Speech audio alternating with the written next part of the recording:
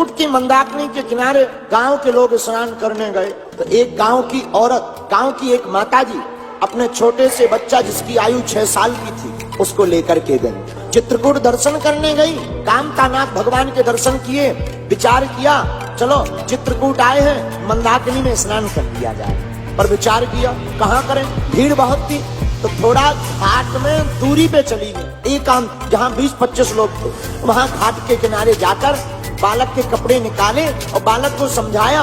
सुभाष नाम का बालक, आयु 6 साल, और 6 साल के बालक को माँ समझाती है बेटा ये मंदाकिनी माता है, बहुत गहरी है, नदी है बहुत गहरी है, ज्यादा गहरे में मत जाना, ऊपर से ही लोटा लेकर के स्नान कर लेना।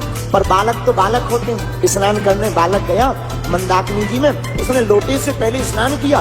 उसने सोचा एक सीढ़ी और उतर लिया जाए, लेकिन एक सीढ़ी जैसे ही नीचे उतरा, देखते ही देखते अथाह जल में वह बालक डूब गया। जब बालक डूब गया और दिखाई देना बंद हो गया, उसकी माँ, सुभाष बालक की माँ किनारे पर बैठ करके जोर जोर से चिल्लाकर करके रोने लगी, आर्तनाद करने लगी। विचार करो जिस माँ का बेटा आंखों के सामने डूब जाए उस माँ पर क्या बीती।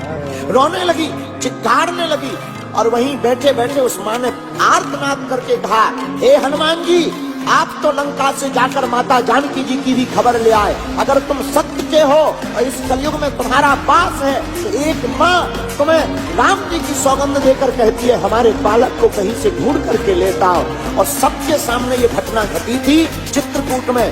देखते ही देखते एक पेड़ से विशाल काय बंदर नीचे उतरा और नदी में जाकर के मंदाकिनी में जाकर बालक का हाथ पकड़ करके ऊपर खींच करके बाहर कर दिया।